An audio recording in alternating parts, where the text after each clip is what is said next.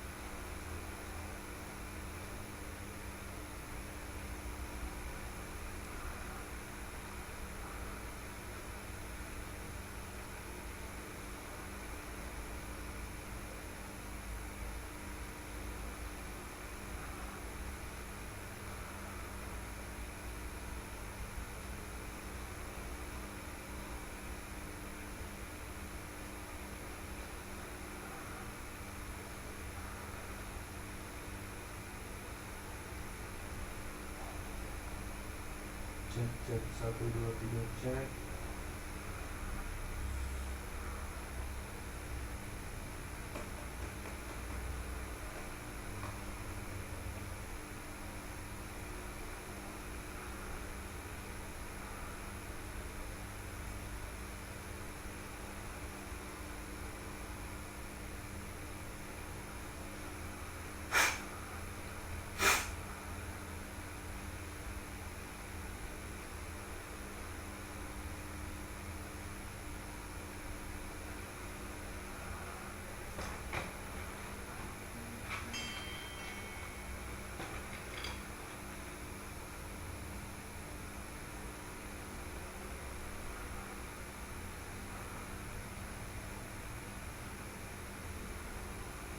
Cek cek cek.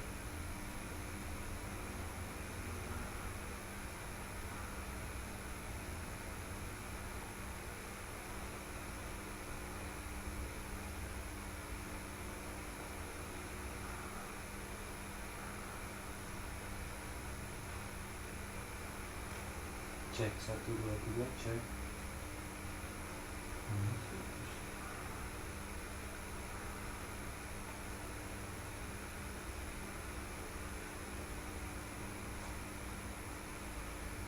Cek cek cek cek cek.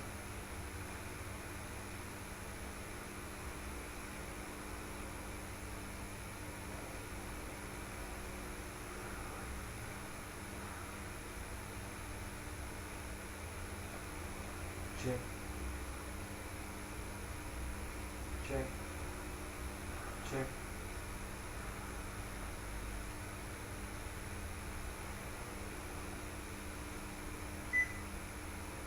Iya, selamat malam. Cek 1 2 3 cek 1 2 3 cek 1 2 3.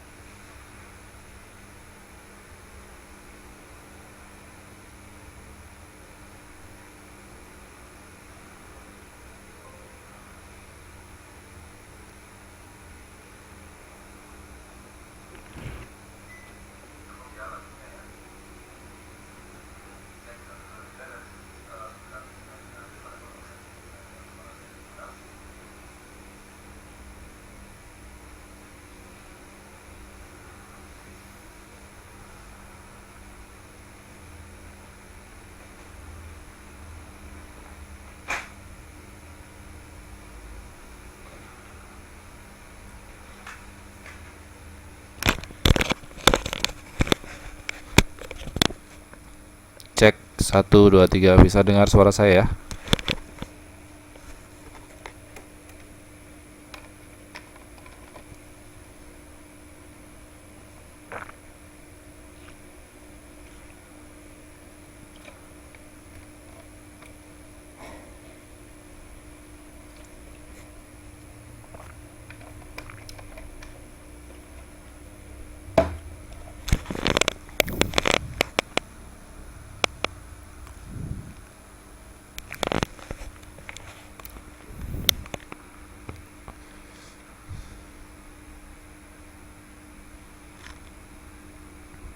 Oke, kalau gitu bisa kita langsung mulai saja kelasnya, karena takut nanti semakin malam. Untuk itu saya buka. Assalamualaikum warahmatullahi wabarakatuh.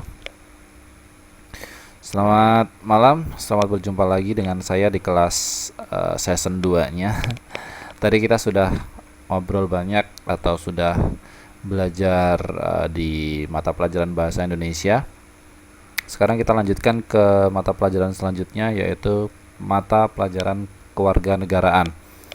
Untuk itu, teman-teman sekalian, saya kira untuk sekarang tidak ada kendala ya untuk mendengarkan suara saya, dan saya kira teman-teman sekalian sudah bisa mendengarkan suara saya dengan baik dan jelas.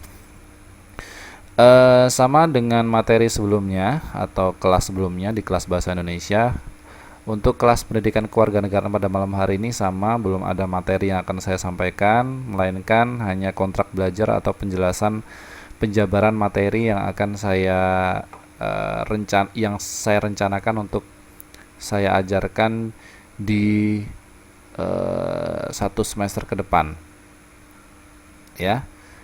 Untuk itu nanti saya tidak membutuhkan waktu banyak, saya hanya menjelaskan sedikit saja. Hampir sama sebenarnya dengan materi PPKN yang kemarin, hanya saja di sini yang membedakan adalah topik-topik yang akan saya bawakan selama kurang lebih 1 semester ke depan. Untuk itu, mari kita sama-sama buka terlebih dahulu pelajaran pada malam hari ini dengan berdoa menurut keyakinan dan agama kita masing-masing. Berdoa dipersilahkan.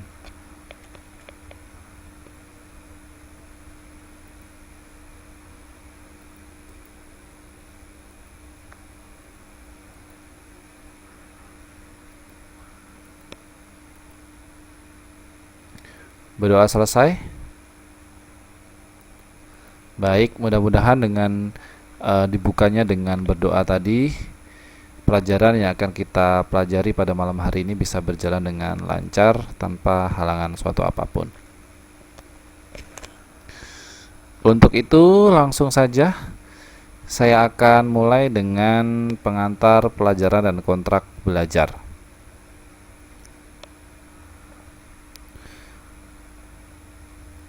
Oke.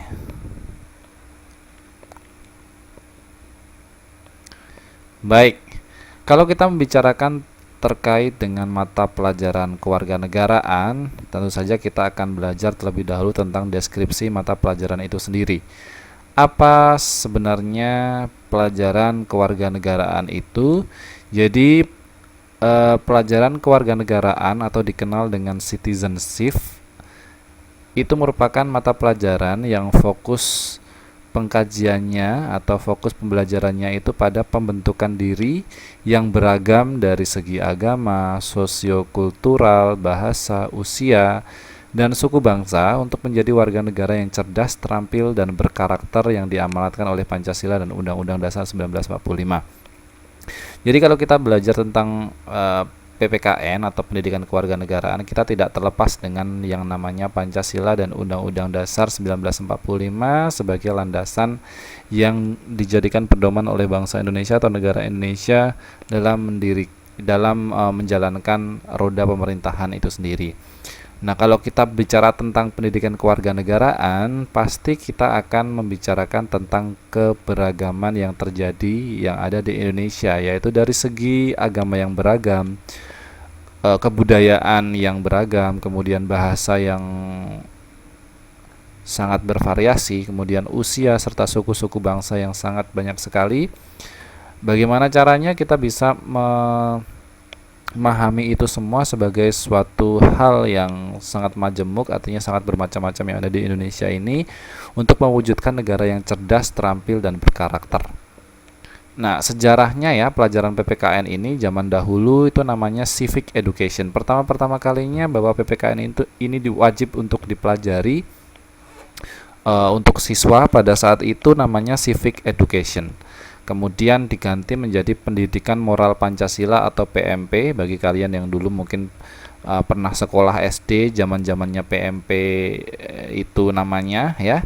Kemudian pada zaman saya itu baru diganti dengan PPKN, jadi Pendidikan Pancasila dan Kewarganegaraan. Sampai sekarang kemudian dirubah kembali namanya menjadi Pendidikan Kewarganegaraannya saja. Jadi sejarahnya dulu dari Civic Education terlebih dahulu, kemudian berubah menjadi Pendidikan Moral Pancasila atau PMP, kemudian berubah menjadi Pendidikan Pancasila dan Kewarganegaraan atau sampai sekarang akhirnya berubah menjadi Pendidikan Kewarganegaraan. Paham ya kenapa bisa namanya Pendidikan Kewarganegaraan? Itu dulu sejarahnya dari Civic Education terlebih dahulu. Kemudian PPKN ini diartikan sebagai wahana untuk mengembangkan dan melestarikan nilai luhur dan moral yang berakar pada budaya bangsa Indonesia, yang diharapkan dapat diwujudkan dalam bentuk perilaku kehidupan sehari-hari peserta didik sebagai individu, anggota masyarakat dalam kehidupan berbangsa dan bernegara. Jadi jelas ya bahwa tujuan kita untuk belajar PPKN ini adalah untuk mengembangkan dan melestarikan nilai luhur dan moral. Jadi bangsa Indonesia itu memiliki nilai-nilai luhur dan moral dari nenek moyang, dari kebudayaan, dari agama. Ya, nah ini fungsinya kita belajar PKN itu di sini. Jadi untuk supaya semuanya itu bisa dilestarikan dan dikembangkan. Kemudian ini buku pegangannya. Cek dulu teman-teman sekalian sudah punya ya bukunya ya. Ini masih sama menggunakan buku yang kemarin.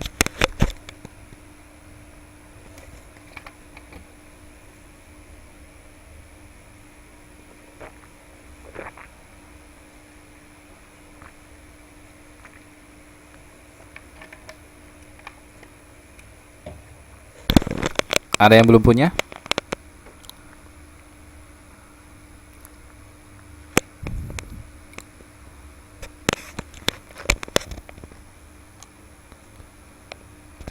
Masa sih?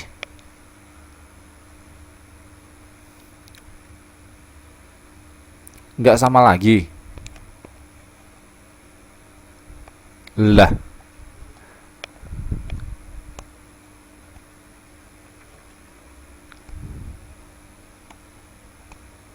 gitu ya?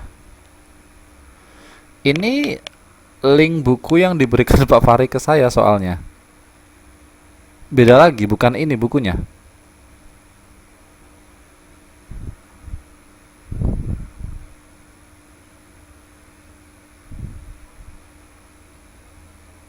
Loh, oke, nanti saya cross check lagi ke Pak Farih ya.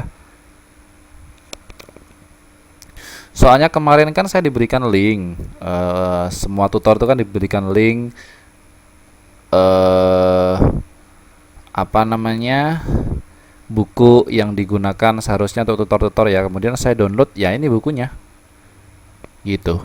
Nanti coba saya ini ya, Mbak Bunda Farid nanti coba ini, coba saya dikasih gambar covernya. Gambar covernya nanti coba saya cross checkkan ke Pak Farih, kira-kira buku yang harusnya dipakai itu yang mana, ya. Biar nanti kalian nggak rugi, sudah apa namanya sudah beli tapi takut bukunya nggak dipakai. Ya, saya rasa ini nggak perlu saya sampaikan ya. Yang perlu saya sampaikan langsung ke topik saja. Ya, ruang lingkup yang akan kita pelajari dalam mata pelajaran kewarganegaraan itu adalah yang pertama tentang persatuan dan kesatuan bangsa. Kemudian norma hukum dan peraturan, di mana itu akan membahas tertib dalam kehidupan norma yang berlaku dalam masyarakat. kita akan membahas hak asasi manusia, kita juga akan membahas tentang kebutuhan warga negara. Kemudian kita juga akan belajar tentang konstitusi negara, kekuasaan dan politik, serta Pancasila. Nah, untuk bab-bab yang akan kita pelajari selama kurang lebih 1 semester ke depan, ini hanya sangat singkat sekali ya. Ada 2 bab yang akan saya sampaikan. Yang pertama adalah hubungan internasional dan organisasi internasional, itu nanti akan saya sampaikan kurang lebih setengah semester dalam waktu semester ini. Kemudian bab 1 ini yaitu hubungan internasional dan organisasi internasional ini yang akan saya gunakan untuk materi ujian tengah semester.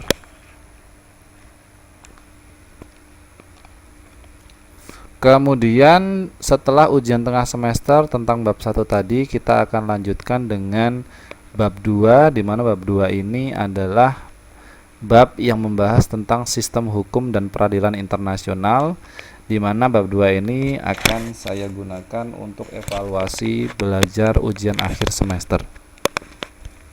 Ya, hanya 2 bab saja ya. Karena memang untuk pelajaran PPKN ini hanya 1 jam saja, jadi kalau banyak-banyak takutnya nanti tidak selesai. Tapi jangan khawatir, saya sudah memplotkan dan saya sudah merencanakan rencana belajar untuk kalian di pelajaran PPKN ini, dan semuanya sudah penuh terisi, jadi tidak akan ada misalnya satu pertemuan nggak ada materi yang dijelaskan, itu enggak. Walaupun cuma ada 2 bab, tapi insya Allah ini sangat panjang sekali bahasannya dan semakin meningkat pengetahuan kalian insya Allah nanti, karena ini berhubungan dengan dunia internasional, karena kalian sudah berada di kelas 11, jadi materinya sudah di-upgrade lagi menjadi yang lebih lebih susah, bukan lebih susah ya, lebih advance ya, lebih ahli lagi, lebih tingkat lanjut lagi. Nah, kalau kemarin kita membahas tentang ya sesuatu hal yang terjadi di dalam negeri, sekarang ya semester ini kita akan belajar tentang sesuatu hal antara Indonesia dengan hubungan-hubungan internasional ya. Nah, karena 2 judul bab ini ya, ini membahas tentang hubungan internasional Indonesia dengan internasional serta hukum-hukum internasional yang ada kaitannya dengan negara kita ya, entah itu sengketa apa, kemudian entah itu tentang TKI yang disiksa di luar negeri. Nah, itu kan ada hubungannya dengan masih negara kita. Nah, itu bagaimana nanti proses penyelesaiannya serta sistem hukum yang berlaku itu, insya Allah nanti akan bermanfaat dan itu akan menambah pengetahuan kalian ya, gitu. Kemudian ini yang lebih penting teman-teman sekalian, seperti yang sudah saya sampaikan di pelajaran bahasa Indonesia dan sosiologi, saya juga sudah mengkonsep setiap pertemuan apa yang akan saya bahas ya. Jadi pertemuan pertama malam hari ini sudah saya tuliskan di situ sebagai materi pengantar belajar, jadi belum ada materi. Pertemuan kedua nanti saya akan mulai dengan bab 1. Saya akan menjelaskan konsep hubungan internasional. Jadi secara harfiah, secara istilah ya, secara konsep hubungan internasional itu apa. Nah, kemudian diteruskan selama kurang lebih 40 menit kita diskusi. Kemudian dilanjutkan dengan pertemuan ketiga, nanti kita akan tetap membahas bab 1, di mana bab 1 itu akan membahas tentang perjanjian-perjanjian internasional. Jadi di situ nanti akan ada isinya bagaimana Indonesia itu mengadakan perjanjian-perjanjian dengan negara-negara lain dan sebagainya. Kemudian pertemuan keempat itu nanti saya akan membahas tentang perwakilan negara di luar negeri. Jadi salah satunya misalnya contohnya di Taiwan ya. Ada nggak sih perwakilan negara Indonesia ada di Taiwan gitu ya, yang kita kenal dengan KDEI. Nah, itu kita akan bahas bagaimana fungsi-fungsi perwakilan negara yang ada di luar negeri itu seharusnya ya, melindungi warga negara yang ada di situ kah, atau membantu setiap kendala-kendala yang terjadi saat warga negara dari negara tersebut gitu ya. Itu nanti akan kita bahas. Jadi ini sangat dekat sekali materinya dengan kehidupan kalian. Kemudian pertemuan kelima nanti akan saya bahas tentang organisasi internasional yang ada hubungannya dengan atau masih ada kaitannya dengan Indonesia ya, menjalin hubungan dengan negara-negara tetangga atau negara-negara di luar negeri sana. Kemudian pertemuan ke-6, setelah kita membahas tentang organisasi internasional, kita akan membahas tentang manfaat kerjasama internasional. Serta pertemuan ke-7 nanti kita akan isi dengan pendalaman materi, di mana itu merupakan songsong untuk ujian tengah semester, sehingga nanti teman-teman sekalian mungkin akan saya berikan bocoran lagi, kisi-kisi mana yang harus dipelajari, mana yang harus dipersiapkan supaya kalian lebih siap untuk menghadapi soal-soal ujian tengah semester. Oke, selanjutnya pertemuan ke-8. Nah, pertemuan ke-8 ini sudah mulai masuk ke bab 2, di mana saya akan membahas tentang sistem hukum internasional. Dan diteruskan dengan pertemuan ke-9, ini masih membahas tentang sistem hukum internasional. Karena apa? Karena sistem hukum internasional ini bahasannya banyak, jadi satu pertemuan tidak cukup, sehingga ini saya bagi menjadi 2 kali pertemuan, di pertemuan ke-8 dan pertemuan ke-9, untuk membahas bab 2 yang awal-awal tentang sistem hukum internasional. Kemudian pertemuan ke-10 nanti akan saya bahas tentang sistem peradilan internasional. Ya, ini sangat penting sekali diketahui oleh para pekerja di luar negeri sana ya. Bagaimana sih sebenarnya sistem peradilan yang ada di dunia internasional ini? Hukum-hukum yang digunakan itu apakah menganut hukum-hukum yang berlaku di Indonesia? Apakah negara tersebut? Nah, nanti kita akan bahas di situ. Ketika seseorang melakukan kesalahan atau melakukan perbuatan-perbuatan yang melanggar hukum di suatu negara yang ditempati dia, itu bagaimana sistem peradilan di sana gitu. Itu nanti akan kita bahas di pertemuan ke-10. Pertemuan ke-11 nanti akan saya bahas tentang penyebab dan penyelesaian sengketa internasional ya. Dalam kehidupan zaman sekarang nggak mungkin ya nggak ada sengketa internasional. Seperti yang kita ketahui dulu, Indonesia Malaysia sering sekali ya terjadi sengketa, rebutan pulau, kemudian rebutan makanan khas, kemudian kemudian Malaysia yang mencuri hak-hak orang Indonesia, yang mencuri, mengaku-ngaku pakaian batik, mengaku-ngaku masakan Padang, padahal semuanya itu milik Indonesia dan Indonesia tidak terima, akhirnya terjadi sengketa. Nah, bagaimana sih sebenarnya, apa penyebab dan bagaimana penyelesaian sengketa internasional itu? Nah, nanti kita akan coba bahas supaya teman-teman sekalian akan paham dengan materi ini. Nah, kemudian pertemuan ke-12 itu peran Mahkamah Internasional dalam penyelesaian sengketa internasional. Jadi di dalam dunia internasional itu sebenarnya ada hakim yang menjadi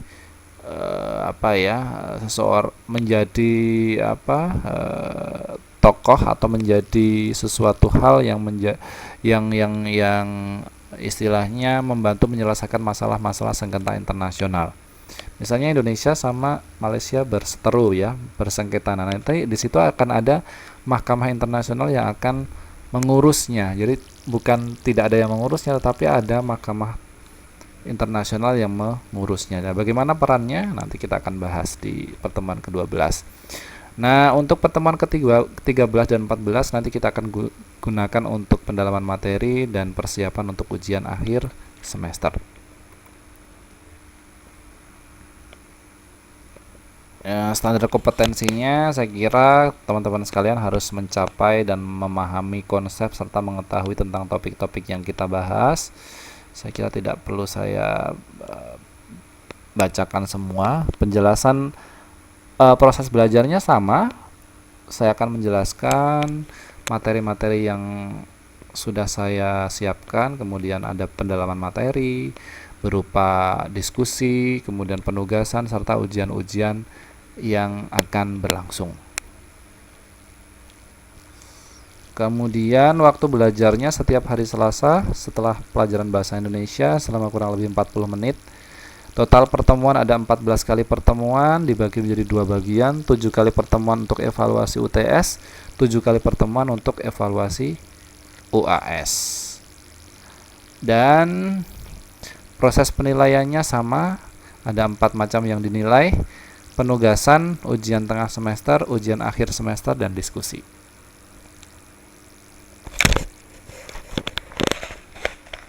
Ya, ada yang mau ditanyakan sebelumnya? Sebelum saya tutup? Ya, sudah saya katakan ya bahwa pertemuan pertama saya kira santai terlebih dahulu, tidak perlu tegang, untuk pemanasan saja. Yang penting teman-teman sekalian paham terkait dengan rencana pembelajaran yang akan saya sampaikan kurang lebih 14 kali pertemuan yang akan datang. Baik, kalau tidak ada yang disampaikan, saya kira itu saja yang bisa saya sampaikan untuk malam hari ini, teman-teman. Agak slow ya.